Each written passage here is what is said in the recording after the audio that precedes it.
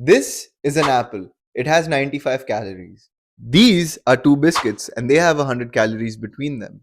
Which one do you think is going to be more filling? When you're training towards a specific goal, it's very important to ensure that your diet, workout, and recovery is on point. Simply consuming smaller portions does not mean you're in a calorie deficit, and simply lifting weights in the gym doesn't mean you're making progress. Tracking is the best way to keep tabs on your progress inside the gym and outside.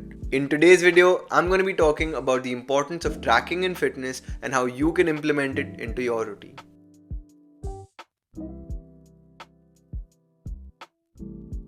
Tracking in fitness refers to the process of monitoring various aspects of your physical activity, diet, and overall health to achieve your fitness goals. This approach allows individuals to measure their progress, stay motivated, and make informed decisions about their fitness regime. There are four key components to fitness tracking: exercise, nutrition, recovery, and progress.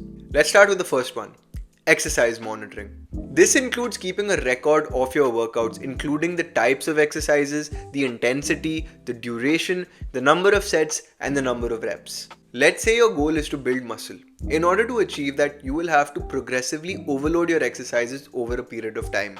This can be either in the form of increasing the weight, increasing the number of sets performed, or increasing the number of reps performed per set. Keeping a track of your performance while working out makes it much easier for you to progressively overload. Similarly, while doing cardio, you also want to keep a track of your performance. When you go on a run, you would want to track your timing, your distance covered, and your heart rate so you can make improvements. The more you work out, the more your body gets used to certain exercises. So over time, you're going to have to increase the intensity. And that's why it becomes really important for you to log your workouts. You can either use a fitness tracker or a smartwatch to track your workouts, and these give you some really valuable insights, or you can just use the good old-fashioned journal to keep track of your progress in the gym. Component number 2 is diet and nutrition tracking. And for this, let's head to the kitchen.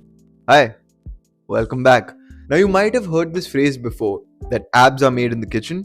But how true is that? Diet and nutrition tracking basically consists of logging your food and beverage consumption to monitor your calorie intake for the day. This is especially helpful for people who are looking to be on a caloric deficit. Like I mentioned before, we often underestimate how many calories we consume throughout the day, which is why tracking becomes crucial. Tracking doesn't just keep a record of the calories you consume throughout the day, it also keeps a track of your macronutrients, which are your proteins, fats, and carbs. And keeping a track of these macronutrients is essential in maintaining a balanced diet. The most common fitness advice preached by literally every fitness influencer in the world is to eat more protein. So, unless you're a human calculator, it's impossible to know how much protein each of your meals have, which is what makes tracking so important. There are plenty of apps that help you track your nutrition, like MyFitnessPal, and these give you really valuable insights into your diet. These apps are really convenient because they have every kind of food you can imagine, and they have different measurements which makes them really easy to track. And the last component of diet and nutrition tracking is your hydration. It's general knowledge to consume 3 to 4 liters of water in a day, but even in that aspect, we overestimate how much water we actually consume. So that's why tracking is so important when it comes to your diet and nutrition. Now let's go to point 3. Component number 3: recovery monitoring. Recovery is crucial in terms of getting stronger, maintaining energy levels, and reducing injuries, so it naturally makes sense to keep a track of it.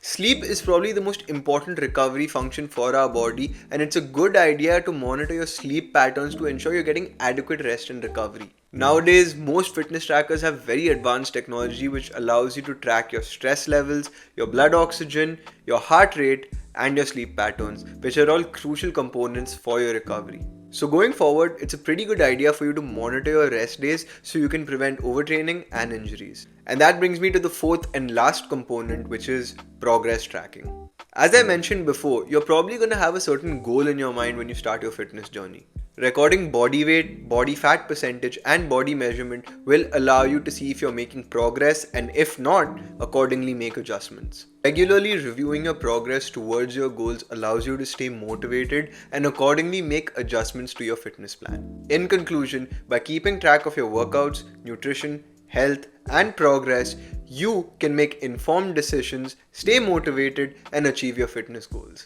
So there you have it.